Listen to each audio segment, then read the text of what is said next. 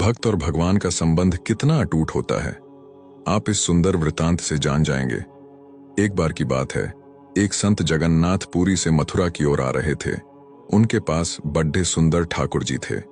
वे संत उन ठाकुर जी को हमेशा साथ ही लिए रहते थे और बड़े प्रेम से उनकी पूजा अर्चना कर लाड लड़ाया करते थे। ट्रेन से यात्रा करते समय बाबा ने ठाकुर जी को अपने बगल की सीट पर रख दिया और अन्य संतों के साथ हरि चर्चा में मग्न हो गए। जब ट्रेन रुकी और सब संत उतरे, तब वे सत्संग में इतने मग्न हो चुके थे कि झोला गाड़ी में ही रह गया, उसमें रखे ठाकुर जी भी वहीं गाड़ी में रह गए। संत सत्संग की मस्ती में भावों में ऐसा बहे कि ठाकुर जी को साथ लेकर आना ही भूल गए।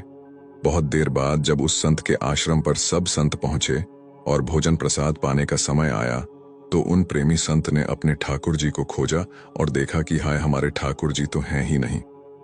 संत बहुत व्याकुल हो गए, बहुत रोने लगे, परंतु ठाकुर जी मिले नहीं। उन्होंने ठाकुर जी के वियोग में अन्न जल लेना स्वीकार नहीं किया। संत बहुत व्याकुल होकर विरह में अपने ठाकुर जी को पुकारकर रोने लगे। तब उनके एक पहचान के संत ने कहा, महाराज, मैं आपको बहुत सुंदर चिन्हों से अंकित नए ठाकुर जी दे देता हूं। परंतु उन संत ने कहा कि हमें अपने वही ठाकुर चाहिए जिनको हम अब तक लाड़ लड़ाते आए हैं। तभी एक दूसरे संत ने पूछा, आपने उन्हें कहाँ रखा था? मुझे तो लगता है गाड़ी में ही छूट गए होंगे।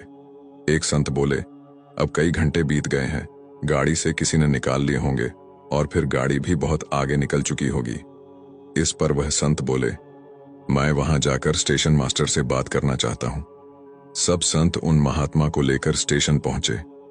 स्टेशन मास्टर से मिले और ठाकुर जी के गुम होने की शिकायत करने लगे। उन्होंने पूछा कि कौन सी गाड़ी में आप बैठकर आए थे?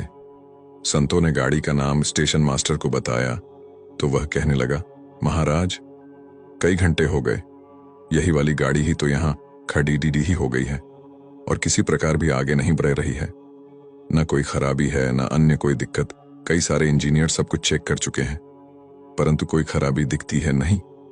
महात्मा जी बोले, अब भी आगे बढ़ेगी, मेरे बिना मेरे प्यारे कहीं अन्यत्र कैसे चले जाएंगे? वे महात्मा अंदर ट्रेन के डिब्बे के अंदर गए और ठाकुर जी वहीं रखे हुए थे जहां महात्मा ने उन्हें विराजित किया था। अपने ठाकुर जी को महात्मा ने गले लगाया और जैसे ही महात्मा जी उतरे, गाड़ी आगे बढ़ने लग गई। ट्रेन का चालक, स्टेशन मास्टर तथा सभी इंजीनियर सभी आश्चर्य में पड़ गए और बाद में उन्होंने जब यह पूरी लीला सुनी तो वे गदगद हो गए।